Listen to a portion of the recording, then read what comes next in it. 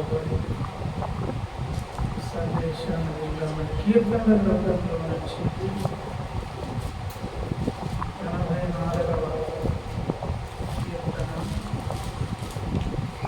84వ కీర్తన 7వ వచనం భాగాన్ని నేను చదువుతున్నాను. దయచేసి చూడండమ్మా. వారు నానాటికి బలాభివృద్ధి నుండుచు ప్రయాణము చేయుదురు. వారిలో ప్రతివాడును సీయోనులో దేవుని సన్నిధిని కనబడు. చిన్న మాట, దేవుని సహాయం కొరకు ప్రార్థన చేద్దాం. దైవజన తండ్రి, వందనాలు.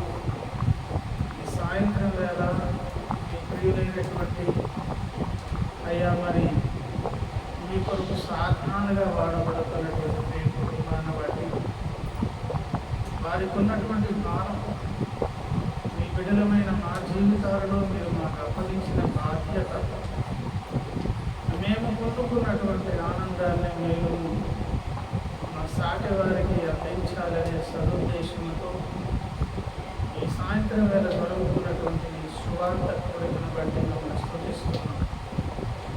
కనికర సంపన్నుడా, కాలములను సమయములను మీ స్వాధీనంలో ఉంచుకొని మీ చిత్తానుసారముగా నిర్వహించి నడిపిస్తున్న దేవుడుగా ఈ రాత్రి వేళ ఈ కూడికిలా జరగాలని మీరు ముందే నిర్ణయించి ఈ అనాదికాల సంకల్పంలోనే ఈ కూడికను మీరు ఏర్పాటు చేశారని అనిపిస్తూ మరి మీ కార్యము కనుక మీరు మహిమ పొందాలి కనుక మీ చేత మేమందరము వినేవారితో సహా చేయవచ్చిన కుటుంబంతో పాటు జీవించబడాలి కనుక అధ్యక్షులే మీరు ఈ సమయాన్ని మీ చేతులు తీసుకునే ప్రభావం శూన్యముగా ఉన్నటువంటి శూన్యములో కరువుగా అనే ఒక మాట మీరు పలికితే ఈ విశ్వ బ్రహ్మాండమంతా వచ్చింది. అలా మీరు మాట్లాడే ప్రతిసారి విశ్వానికి, మానవ జాతికి, మాకు మేలు కలుగుతుంది. మనుషులు తాము మాట్లాడితే వారి జ్ఞాన ప్రదర్శన ద్వారా సమాజంలో మీకు మనుషుల కోసం దిగి వచ్చి మీరు మాట్లాడితే నిజానికి మానవ జాతి అవసరం తీర్చబడుతుంది. కనుక మీరు రండి, దర్శించండి. ఈ ఘనమైనటువంటి నామను మహిమపరుచుకొని మీ దేవుళ్ళకు మన పాపులుగా చేసి ఎవరెవరికైతే దేవుని అవసరమో మీరు సూటిగా కాటిగా ఈ సహాయం చేత మీరే దర్శించి మహిమ పొందమని, ఈ సమయానికి అవసరమైన మాటలు అందించమని యేసయ్య నామమున ప్రార్థించి వేడుకుంటున్నాము. తమ తండ్రి, ఆమేన్. దేవుని స్తోత్రం. ప్రియమైనటువంటి దేవుని బిడ్డలారా, దేవుని సంగమా, చదువుకున్న లేఖన భాగమైన 84వ కీర్తన ఈ దైవ గ్రంథంలో మనకు ఎన్నో పాఠాలు నేర్పిస్తూ మన నిరీక్షణకు ఎంతెంతో ప్రోత్సాహకరంగా భక్తి చేసేటటువంటి వారికి ధైర్యాన్ని కలిగించేటటువంటి ఈ కీర్తన. నిజానికి ఈ కీర్తన కూడా ఈనాడు మానవ జాతిగా పిలువబడుతున్నటువంటి మనకి అది ఒక పాఠము నేర్పించే దాని కొరకు రాయబడినటువంటి కీర్తన. లేఖన భాగాన్ని గమనిస్తే వారు నానాటికి బలాభివృద్ధి ముందుచు ప్రయాణము చేయుదురు. బలాభివృద్ధి అనగా అది వరకే కొంత బలం ఉన్నది. ఆ బలము ప్రయాణంలో ముందుకెళ్తున్నప్పుడు చాలదు. ఉదాహరణకు పిల్లవాడు పెరుగుతూ ఉంటాడు, తనతో పాటు బలము కూడా పెరుగుతుంది వయసుతో పాటు. సరే, కాలాన్ని ప్రక్కన పెట్టాడు. జీవితంలో మనిషి చేసే ప్రయాణంలో ఎదురయ్యే పరిస్థితులు, ఎదుర్కొంటున్నటువంటి సంగతులు ఎప్పుడూ ఒకేలాంటి ఉండవు. ఒక్కోసారి చాలా తేలికగా పరిష్కరించేవై ఉంటాయి, కొన్నిసార్లు జటిలమైనటువంటి సమస్యలు వస్తాయి. తేలికగా ఉన్నప్పుడు ఉన్న బలముతో పరిష్కరించుకోవచ్చు. మరి గడ్డు సమస్యలు వస్తాయి, జటిల సమస్యలు వస్తాయి. దానికి మించిన జ్ఞానం కావాలి, బలము కావాలి, శక్తి సామర్థ్యాలు కావాలి, అవసరమైన వనరులు కావాలి. ఎందుకంటే ప్రయాణములో భవిష్యత్తులో ఎటువంటి పరిస్థితులు ఎదురొస్తాయో తెలియదు. కనుక ఇక్కడ బలమున్నది, ప్రయాణములో అది ఇంకా వృద్ధి చెందాలి. ఫలాభివృద్ధి నొందుచు ప్రయాణము చేయుదురనే ఒక మాట ఇక్కడ కనిపిస్తుంది. తర్వాత మాట కూడా వారిలో ప్రతివాడును సియోనులో దేవుని సన్నిధిని కనబడు. మానవ జాతి యొక్క యాత్ర ముగింపు దశ ఏంటంటే, ఏ సృష్టికర్త అయితే నిన్ను ఈ ఉనికిలోనికి పంపించారో ఆయన ముందు చేతులు పట్టుకుని లైన్లో నిలిచాలి. ఎవరి బ్రతుకుల గురించి వారు లెక్క చెప్పవలసినటువంటి వారై ఉన్నారు. తిరుగు లేకుండా దేవుని ముందు అందరూ నిల్చుంటారు. కానీ అందరూ సియోను అనబడినటువంటి స్థలంలోనికి వెళ్ళాలి. సియోను అనబడినటువంటి ఒక ప్రత్యేక స్థలం ఉన్నది.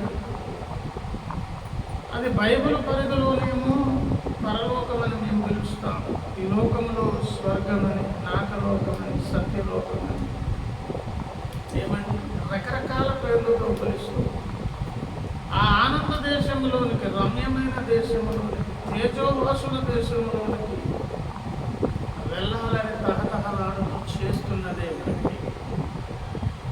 కనుక దేవుని ముందు నిలిచేది, అందరూ నిలుస్తారు. ప్రతి వారు లెక్క ఒప్పు చెప్పే దాని కొరకు నిలవాలి. కానీ సియోనులో మాత్రం ఎవరైతే నిలుస్తారో వారు పరలోకంలో ఉంటారు, దేవుని ముందు ఉంటారు, దేవునితో కలిసి ఉంటారు, క్షేమకరమైన స్థలంలో ఉంటారు అనే రెండు మాటలు ఇక్కడ చదువుకున్నాం 24వ కీర్తనలో. ఆ చదవబడినటువంటి కీర్తన ఎవరిని గురించి చెప్పబడింది? ఇది రాత్రి వేళ మన అంశం. ఏమండి, వారు నానాటికి బలాభివృద్ధి పొందుతారు. వారిలో ప్రతివాడు కూడా దేవుని యొక్క పరలోకంలో ఉంటారు. ఎవరండి వీరు అని ఒకవేళ ఆలోచన చేస్తే, కాంటెస్టివల్గా ఈ కీర్తన ఎవరిది అని ఒకవేళ ఆలోచన చేస్తే, ఇది కోరహు కుమారుల కీర్తన. ఎవరి కీర్తన? కోరహు కుమారుల కీర్తన.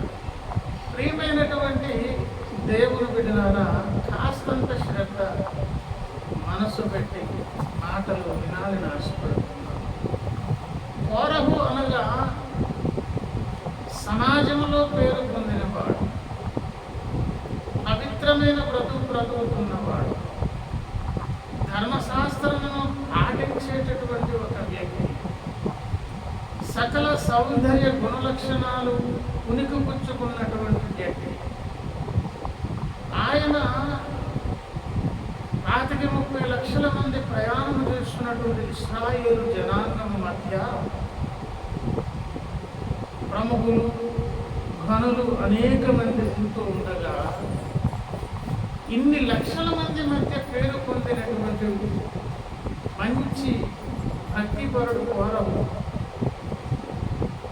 మన గురించి గొప్పగా ఎవరు చెప్పుకోగలరంటే, మనమున్న ప్రాంతం మానేసి కొత్త ప్రాంతానికి వెళ్ళి మనలో ఉన్న టాలెంట్స్, తలాంతులను ప్రదర్శిస్తే మన గురించి వాళ్ళకు మన చరిత్ర తెలియదు కదా. మనకున్న తలాంతులు, మంచి పనులు, మనకున్నటువంటి ఇతరత్ర మంచి లక్షణాలు ఆ తెలియని ప్రజలను మెప్పించవచ్చు. కానీ మనం ఎక్కడ పుట్టి పెరిగాము, ఏ ప్రజల మధ్య ఉన్నాము, ఎవరికైతే మన గురించి సంపూర్ణంగా తెలుసు, ఏ జనాంగాల మధ్య పుట్టి పెరిగి జీవిస్తున్నాము, అలాంటి ప్రజల మధ్య పేరు తెచ్చుకోవడం అనేది అంత ఈజీ కాదు. కనుక ప్రతి వారు ఎంత మంచిగా బ్రతికినా ఏదో ఒక ఆక్షేపణ చేసి, ఏదో ఒక ఆరోపణ చేసి, మానవ జాతికి ఉన్నటువంటి లక్షణం ఏంటంటే, ఒక తెల్లని పేపర్ తెచ్చి కళ్ళంలో పెట్టి దాని మీద ఏమీ లేదు, తెల్ల తెల్లని పేపరే, ఇందులో ఏమైనా ఉన్నదా చూడండి అని అంటే ఏమీ లేదన్నారు. ఏదో ఒకటి ఉండి ఉంటుంది అని ప్రయత్నించేటిలో పేపర్ అంతా తెల్లనిదే కానీ పరీక్షించి చూస్తారు, ఏదో ఒకటి ఉంటుంది. అంటే దాని అర్థం ఏంటో తెలుసా? ఎంత క్లీన్గా ఒక వ్యక్తి భూమి మీద బ్రతికినా కూడా ఏదో ఒక ఆరోపణ తప్పకుండా ఎదుర్కొంటారు. ఇది మానవ జాతికి ఉన్నటువంటి లక్షణం.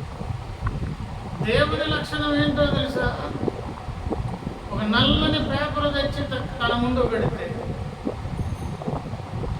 ఈ ప్రజలను రక్షించాలి, వీరికి మేలు చేయాలి, వీరికి ఏదో ఒక కారణం చూపించి ఉపకారం చేయాలి అనేటువంటి యెహోవా అందరికీ ఉపకారి కనుక 99.9 తప్పులుండి ఆ చివరన ఎక్కడో చిన్న తెల్లని చిన్న మచ్చుంటే చాలు దాన్ని కారణంగా తీసుకొని ఉపకారం చేసేటటువంటి తెల్లని పేపర్ ఇచ్చి కూడా చెక్ చేయమంటే ఏదో ఒక లోటు ఉన్నదని వెతికే సమాజం లోపల కోరహు పేరు పొందినవాడు, కోరహు ప్రముఖుడైనటువంటి వ్యక్తి. ఏమండి వాళ్ళంతగా ఘనపరుస్తున్నారంటే ఆయన ఎంత భక్తిపరుడై ఉండాలి, ఎంత మంచి బ్రతుకు ఉండాలి, ఎంత పవిత్రత కలిగినటువంటి వ్యక్తి అయి ఉండాలి. కానీ అటువంటి వ్యక్తి దేవుడు నియమించినటువంటి ఒక చట్టమును అతిక్రమించినందు చేత బ్రతకడానికి ఇంకా అవకాశం లేదు. నేరుగా డైరెక్ట్గా పాతాళానికే పోవాలి. ఈ లోకమును విడిచిన తర్వాత మానవ జాతి వెళ్ళేదాని వరకు విశ్రాంతి స్థలములు 2 ఉన్నవి. మనకు పెళ్ళిళ్ళలో విడిది వదిలిస్తారు. ఆడపిల్లని తీసుకొచ్చి 1 రోజు 2 రోజుల ముందు ఎప్పుడైనా పెళ్ళికి ముందు వస్తే, అలాగూ మానవ జాతి మొత్తం ముగింపు అయ్యేంత వరకు 2 విశ్రాంతి స్థలాలు దేవుడు ఏర్పాటు చేశాడు. ఒకటేమో విశ్రాంతి స్థలము, ఒకటేమో ప్రమాదకరమైన స్థలం. దానిని కూడా ఇంటర్మీడియట్ స్టేజ్ అని కూడా పిలవచ్చు. పరదైసు అనబడినటువంటి ఒక స్థలం ఉన్నది. కళ్ళ ముందు దేవుడు ఉంటారు. పరలోకానికి వెళ్ళి అర్హత కలిగిన వ్యక్తులందరూ పరదైసు అనబడినటువంటి స్థలంలో ఆనందిస్తూ సంతోషిస్తూ విశ్రాంతి పొందుతారు. పరలోకానికి వెళ్ళడానికి అర్హుడు కాదు అనబడినటువంటి వ్యక్తి ఎవరైనా దేవుని చేత నిర్ణయించబడితే వాడు వెళ్ళేస్తారు, ఆమె వెళ్ళేస్తారు పాతాళంలో. అక్కడ ఆల్రెడీ అగ్ని ఉన్నది. ధనవంతుడనే ఒక వ్యక్తి పడ్డాడని మనకు లోకాసు వార్తలు ఒక కథ కూడా మనకు తెలుసు. మెట్టుకు ప్రియులారా, బ్రతకడానికి అవకాశం లేకుండా నేరుగా పాతాళానికి పోవలసినటువంటి వ్యక్తి కోరహు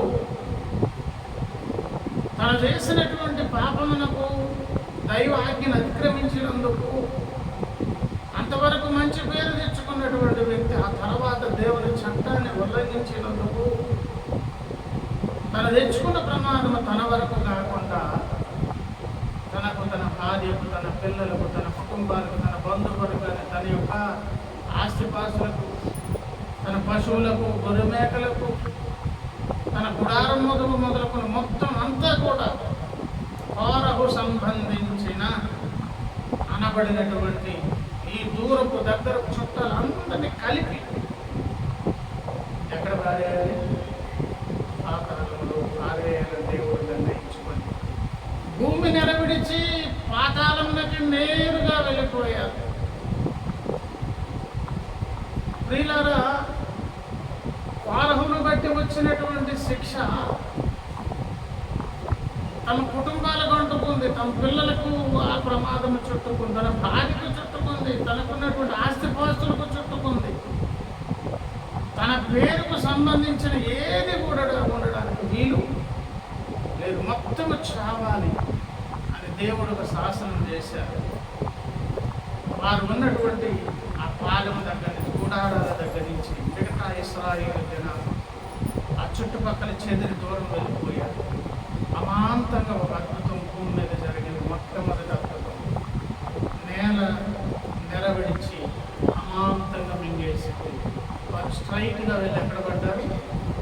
ఆ కాలంలో పడ్డారు. అది మొట్టమొదటి భూకంపము.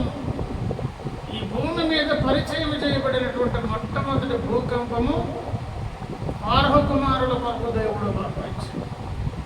మోషే గారు అన్నారు, ఒక వింతైనటువంటి మరణం ఇప్పుడు జరుగుతుంది, దేవుడు ఒక వింత కార్యము చేస్తారు, ఈ కళ్ళ ముందు ఇదంతా జరుగుతుంది. అది ఎందుకు వింత అంటే, అంతకుముందు అలాంటి పని ఎక్కడ జరగలేదు భూమి మీద. అది మొట్టమొదటి జరిగిన భూకంపం. ఆ ప్రమాదం వచ్చింది. కోరహు నేరుగా పాతాళంలో పడ్డాడు. తనకు సంబంధించిన బంధువర్గం పడ్డారు. తనకున్నటువంటి గుడారం పడిపోయి, తనకున్నటువంటి సమస్త పశువులు ఇతరత్ర అన్నీ కూడా లోపలికి వెళ్ళిపోయాయి. అలాంటి సందర్భంలో ప్రియులారా, ఫారో కుమారులు అనేవారు బ్రతికింపబడ్డారు. అసలు బంధువుల కంటే కూడా దగ్గర చుట్టూనెవరు? కుమారులు కదా. భర్తకు భార్య తర్వాత నెక్స్ట్ రిలేషన్, బలమైన రిలేషన్ ఎవరు? కడుపును పుట్టిన పిల్లలు. భార్య భర్తలకి పెద్ద బంధం, తర్వాతది పిల్లలు, ఆ తర్వాత చుట్టాలు, దూరపు చుట్టాలు, దగ్గర చుట్టాలు, ఇంకితరత్ర మేనమామ, చిన్నాన్న, పెదనాన్న, ఇవన్నీ అందరూ పడిపోయారు. తన కడుపును పుట్టినటువంటి కుమారులు అయితే బ్రతికి బట్టగట్టారు. ఆ బ్రతికి బట్టగట్టినటువంటి వారికి ఈ రాత్రి వేళ సందేశం ఏంటంటే,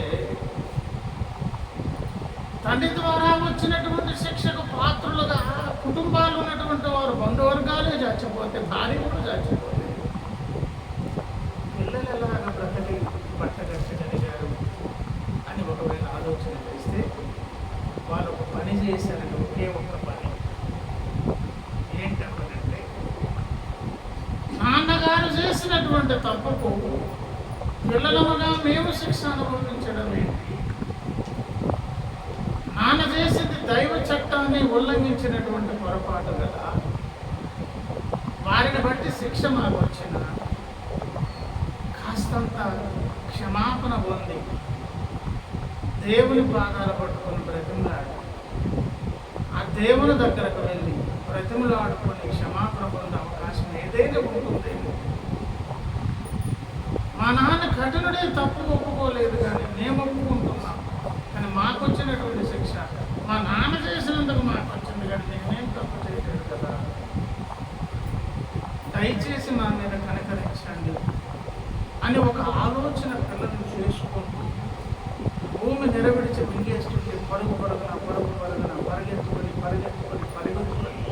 ఎక్కడికి పారిపోయారంటే, దేవుడు మందిరం ఉన్నటువంటి ప్రత్యక్షపు ఉదాహరణ దగ్గరకు పరిగెత్తుకొని, దేవుడు కావాలి కదా, దేవుడి దగ్గరకు పరిగెత్తాలని పరిగెత్తేసి ప్రత్యక్షపు ఆవరణము, పరిశుద్ధ స్థలము, అతి పరిశుద్ధ స్థలం అనబడినటువంటి ఆ స్థలము దగ్గరకు పరిగెత్తుకుని ఆవరణము దగ్గరకు వెళ్ళి నేరుగా వెళ్ళి వారు బలిపీఠము కొమ్మలు పట్టుకున్నారండి. ఆవరణంలో బలిపీఠం ఉన్నది, బలిపీఠం కొమ్మలు పట్టుకున్నారు. అంతవరకు మింగేయడానికి నెరవిడుచుకుని వస్తున్నటువంటి నేల బలిపీఠం దగ్గరకు రాగానే సడన్గా ఆగింది. దేవుడు పరమేశ్వరుడు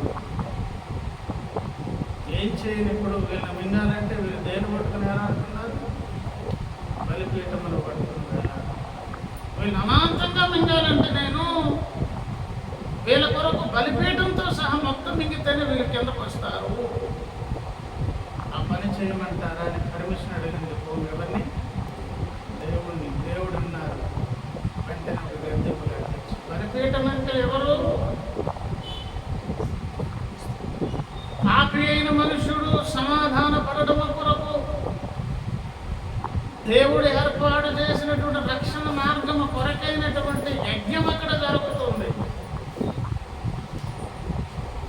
ఆ యజ్ఞం అనేది పాపిని పవిత్రుని చేస్తుంది, పరిశుద్ధుని చేస్తుంది, తప్పు చేసిన వారిని క్షమిస్తుంది,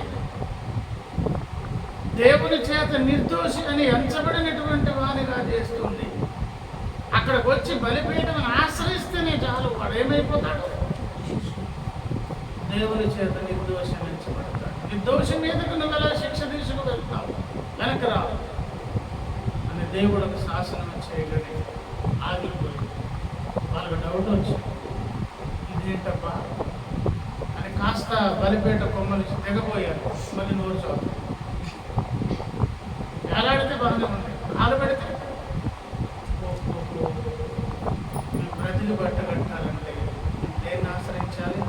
84వ కీర్తన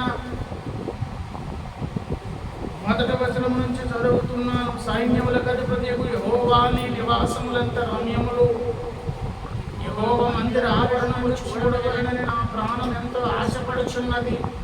అది సమస్యలుచున్నది. జీవము గల దేవుని దర్శించుటకు నా హృదయమును నా శరీరమును ఆనందముతో కేకలు వేయుచున్నది. ఇవన్నీ పరహుమ్మలు చెప్తున్నారు. సైన్యములకు అధిపతియగు యెహోవా నా రాజా నా దేవా, ఈ బలిపీఠమునొద్దనే పిచ్చుకులకు నివాసము, పిల్లలు పెట్టుటకు వానకోకలకు కూటి స్థలము, నీ బలిపీఠము యొద్దనే పిచ్చుకులకు నివాసము. పిల్లలు పెట్టేదాని కొరకు వానకోకలకు నివాసం ఎక్కడ దొరికిందంట? బలిపీఠము దరిదాపు వరకు కూడా నోరు తెరిచి మింగేస్తున్నటువంటి భూమి అక్కడ రాగానే ఆగిపోయింది. ఈ విశ్వంలోనే అల్ప ప్రాణి పక్షుల్లో పిచ్చుకులు లాంటి బ్రతుకులు మనకి, దూలు రేణువులు లాంటి బ్రతుకులు మనకి. ఆ పిచ్చుకులు లాంటి మాకు బ్రతికి బట్టగట్టి నివాసాలు ఏర్పరచుకునే విధంగా నీ బలిపీఠమే మాకు ఆధారమైనది అని వారు కీర్తిస్తూ ఘనపరుస్తూ ఈ కీర్తన వ్రాసి మనకు నేర్పిస్తున్న పాఠం ఏంటో తెలుసా? ఘోర ద్వారా పిల్లలకు ఎటువంటి ప్రమాదం సంక్రమించిందో సంభవించిందో అలాంటి ఒక శిక్ష ఈరోజు మానవ జాతికి వచ్చి ప్రతి మనిషిని మరణం అనే ప్రమాదం ద్వారా కబలిస్తూ నరకమనే స్థలమునకు నడిపించే ఒక ప్రమాదం మానవ జాతికి ఏర్పడింది.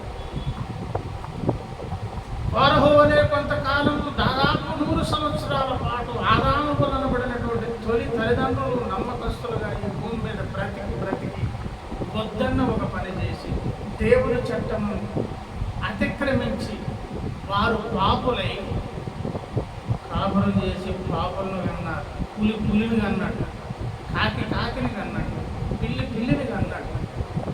ఏ జాతి జంతువు ఆ జాతికి సంబంధించిన దాన్ని కంటుంది కదా.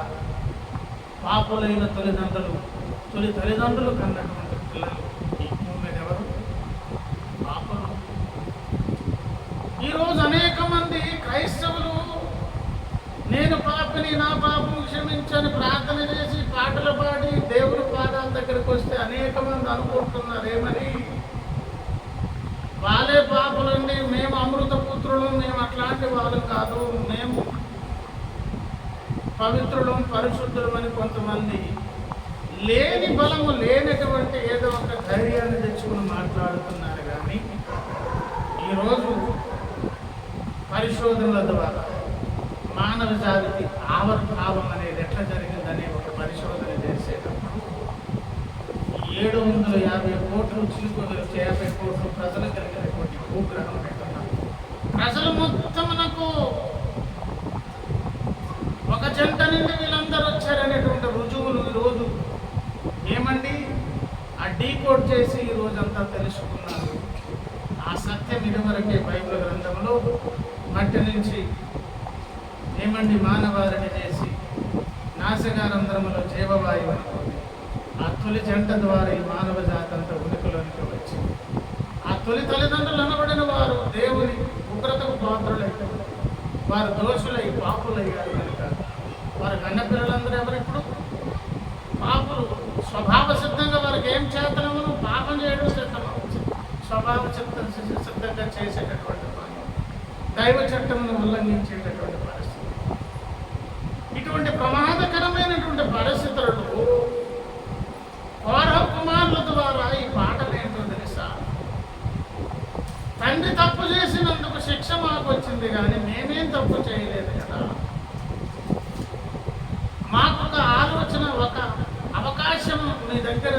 మొరపెట్టుకునే ఒక భాగ్యం మాకెవరా? తండ్రి తప్పు చేశాడు, ఆయనను శిక్షించండి, కడుపును పుట్టినందుకు ఈ శిక్ష మా మీదగా అని ఒక ఆలోచన చేసినప్పుడు వాళ్ళు ఎక్కడో పరిగెట్టుకెళ్ళగలిగారు. దేవుడే ఆలోచన తెప్పించి పరిగెత్తించి బలిపీఠం కొమ్మలు ఆశ్రయించి బ్రతికేటటువంటి అవకాశాన్ని ఇచ్చారు. అలాగే ఆదాము పిల్లలుగా పుట్టినటువంటి మానవ జాతి విషయంలో కూడా దేవుడు ఒక కార్యక్రమం చేశాడు. దేవుడు కనికరించారు. జన్మతః పాపులుగా పుడుతున్నటువంటి మానవ జాతి పాపమునకు కారణం వారేదో కడుపులో ఉండినప్పుడు పాపం చేసి పుట్టట్లేదు. తొలి తల్లిదండ్రుల పాపం కనుక పాపులకు పాపులే పుడుతున్నారు.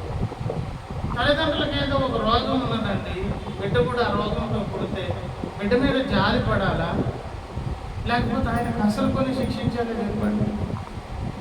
కడుపులో ఉన్న బిడ్డ ఏం చేసింది తప్పు చెప్పండి? తల్లిదండ్రుల్లో రోగం ఉన్నది, వారు కాపురం చేస్తే బిడ్డ పుట్టారు, ఆ బిడ్డకు కూడా అదే రోగం సంక్రమించింది.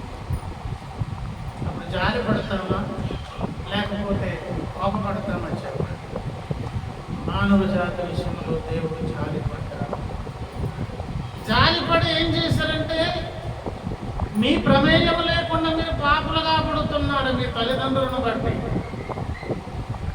మీ ప్రమేయం లేకుండా పాపులుగా పుడుతున్నారు కనుకనే మీ ప్రమేయం లేనటువంటి ఒక ఏర్పాటు నేను చేస్తాను.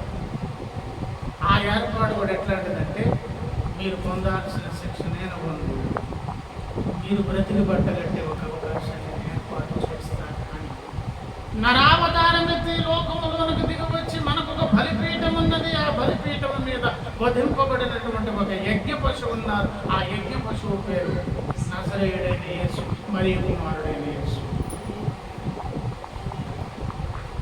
ఆ బలిపీఠం మీద అర్పింపబడిన యేసయ్య దగ్గరికి ఎవరైతే పరిగెత్తుకొని వస్తారో, జన్మతః కర్మతః పాపులైనటువంటి వారు మీ యొక్క ప్రమేయం లేకుండా పాపులయ్యారు. ఆ కారణాన్ని బట్టి పాపం చేస్తున్నారు కదా, మీకు విడుదల ఇచ్చేదాని కొరకు ప్రాతినిధ్య మరణం నేను పొందాను, మీ కొరకు అవసరమైన వేళ నేను చెల్లించాను. రండి, ఉచితముగా రక్షణను అడుగుపెట్టండి, ఉచితముగా పరలోకానికి రండి. ఫ్రీగా పరలోకం ఇవ్వడం కొరకు యేసయ్య ప్రయాసపడి భారం వహించిన సమస్త జనులారు నా యొద్దకు రండి అని మానవ జాతిని 2024 సంవత్సరాల క్రితం నుండి మానవ జాతిని పిలుస్తుంటే, ఇక్కడ మానవ జాతి 2 భాగాలు అయిపోయాయి. ఒక భాగం ఏంటో తెలుసా? వారు కుమారులకు ఆలోచన చేశారు. దేవుడు ఎట్లా ఆలోచన చేశారు? తను చేసినటువంటి శిక్షకు నేను శిక్షించబడడం ఏంటి? ఆయన తప్పు చేశాడు, మూల్యం ఆయన చెల్లించుకుంటాడు. మేము కఠినంగా స్థితిలో ఉన్నాం, మేము కొంచెం ఆలోచన చేస్తాం. దేవుడు మాకు తలకాయ పెట్టాడు కదా, క్షమాపణ కొరకు దేవుని దగ్గర అవకాశం ఉన్నది కదా అని ఆలోచన చేసేవారు పరిగెత్తుకుని ఎక్కడికి వస్తున్నారు? బలిపీఠం దగ్గరకు వస్తున్నారు. ఆలోచన చేయకుండా మా నాన్న ద్వారా సంక్రమించింది మంచి కానీ చెడు కానీ మాకు అనవసరం, మేము అదే పాటిస్తాం. నష్టం రానివ్వండి, లాభం రానివ్వండి, మాకు అనవసరం. మా తాతల నాటి నుంచి, మా తండ్రుల నాటి నుంచి, తరతరాల నుంచి మేము కొన్ని నమ్మకాలు కలిగి ఉన్నాం, కొన్ని విశ్వాసాలు మాకు ఉన్నాయి. మేము వాటినే ఫాలో అవుతాం. ఉదాహరణ చెప్పనా? భూమి అంతా విమర్శించడం అనేది కాదు, కానీ చేపలా చుట్టారు అనే కొన్ని గ్రంథాలు ఉన్నాయి. చేపలాగా దాన్ని ఏం చేశారంటే ఇలా చుట్టేశారు. అలా చుట్టాలంటే ఎక్కడ ఉండాలి? నల్లపరపుగా ఉండి చుట్టడానికి అనుకూలంగా ఉంటాయి. ప్రారంభంలో కూడా మానవులు అనుకున్నారు భూమి ఏమి గుండ్రంగా లేదు, బలపరపుగా ఉన్నది అని నమ్మారు. ఆ తర్వాత సముద్రం దగ్గరికి వెళ్ళినప్పుడు సైంటిస్ట్ ఆలోచన చేశాడు. దూరం నుంచి ఎక్కడి నుంచో వస్తున్నటువంటి ఒక పెద్ద పడవ, వాడ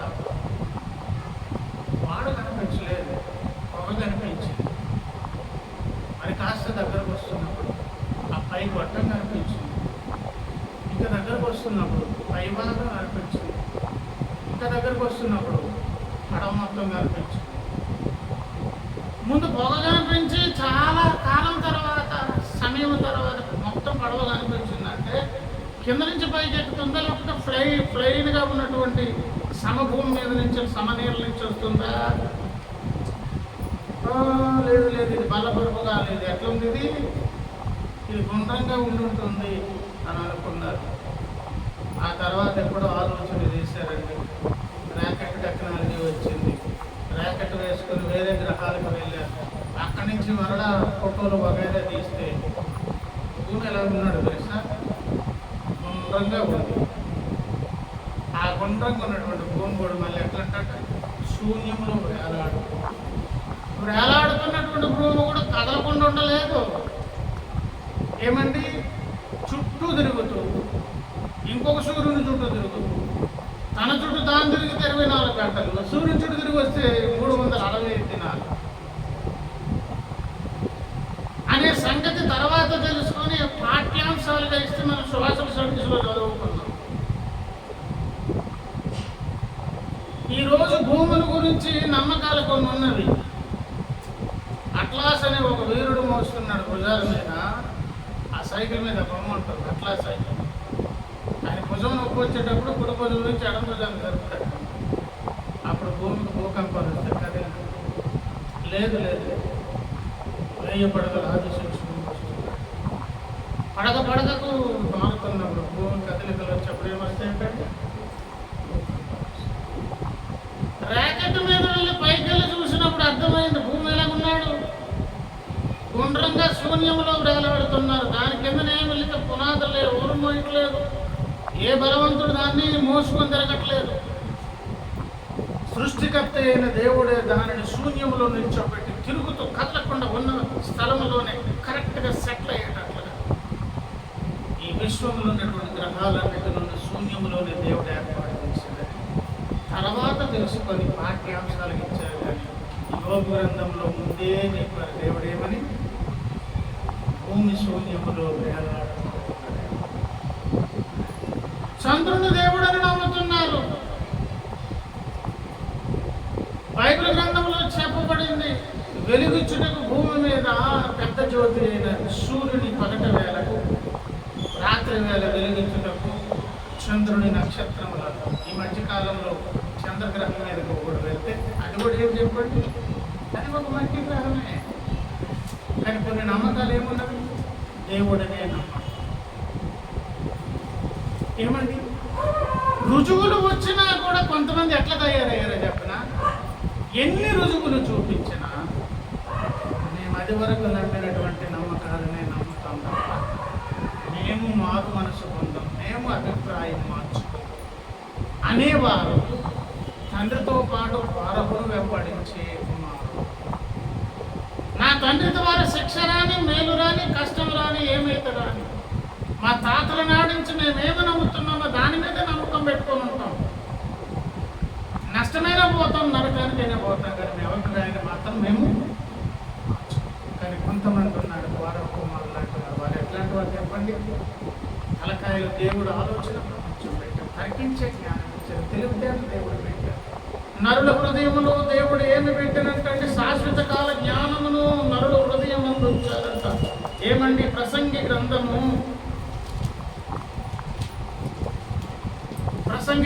3వ అధ్యాయము 11వ వచనము, దేని కాలమునందు అది చక్కగా నుండునట్లు సమస్తమును ఆయన నియమించి ఉన్నాడు. ఆయన శాశ్వత కాల జ్ఞానమును నరుల హృదయం నందు ఉంచి ఉన్నాడు. మరి జ్ఞానంతో ఏం చేస్తావు? ఇప్పుడు ఎదుటోళ్ళకి ఇష్టం కనుక ఆ ఫుడ్ తినవు, ఎదుటోళ్ళకి నచ్చిన చీర కొనుక్కోవు, నువ్వు బట్టలు కొనుక్కునేటప్పుడు నీ ఇంట్రెస్ట్ ఇది కొనుక్కుంటావు, నీకు నచ్చిన ఫుడ్ తింటావు, నీకు నచ్చిన పని చేస్తావు. భక్తి విశ్వాసాలు అనేటప్పటికి ఏమంటావు, అది అబద్ధంగానే నిజంగా నాకు అనవసరం, మా తాతలు నాడిచ్చినటువంటి దాన్ని నేను నమ్ముతాను. రాత్రి వెళ్ళే సందేశం ఏంటంటే, కోరహు ద్వారా ప్రమాదము కుమారులకు వస్తే వారు తలకాయని కొంచెం యూజ్ చేసి ఆలోచన చేసి, దేవుడేమో రోబోలు చేయలేదు కదా, మనుషులు కదా చేశారు. పథకము అన్నీ ఉన్నవి కదా. వాటిని ఉపయోగించినప్పుడు వారు ఆలోచన చేసి ఎక్కడికి పరిగెత్తుకు వచ్చారండి? దేవుడు ఎక్కడికి పరిగెత్తేటట్లు చేశారు? బలిపీఠము దగ్గర. ఈరోజు ఆదాము పిల్లలు మనకు పుట్టినటువంటి మనము కూడా నరక పాత్రలుగా నరకానికి పోయే ఒక ప్రమాదం ఏర్పడినప్పుడు దేవుడు ఏర్పాటు చేసిన ఉచితమైన రక్షణ ద్వారా పరలోకానికి వెళ్ళే ఒక భాగ్యం. ఆ భాగ్యం కొరకు పరుగు ఎక్కడికి రావాలి తెలుసా? హెబ్రీయులకు రాసినటువంటి పత్రిక ఆఖరి మాట చదువుతున్నానండి. హెబ్రీయులకు రాసినటువంటి పత్రిక 10వ అధ్యాయము 22 చదువుతున్నాను. మరియు ధర్మశాస్త్ర ప్రకారం సమస్త వస్తువులను రక్తము చేత శుద్ధి చేయబడిననియు రక్తము చిందింపకుండా పాప క్షమాపణ కలుగదనియు సామాన్యంగా చెప్పవచ్చు. సామాన్యంగా అంటే అందరికీ విదితమైన సంగతి అంట. ప్రపంచంలో ఏ మారుమూలన్నా, ఏ సంస్కృతి అయినా, ఏ భాష అయినా, ఏ తెగ అయినా వారు చేసేటటువంటి పూజ ఆరాధనలో పని చేసేవాళ్ళు ఏం చేసేవాళ్ళు?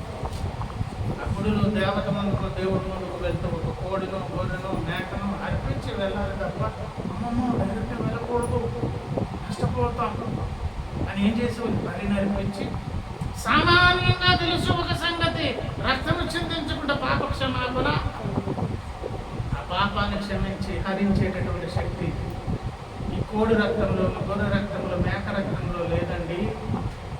పరిశుద్ధ రక్తము కాచేదాని కొరకు నరావతారం ఎత్తి లోకంలో అవతరించినటువంటి నజరేయుడిని యేసయ్య మానవ జాతి కొరకు యజ్ఞమే తన ప్రాణాన్ని అర్పించారు.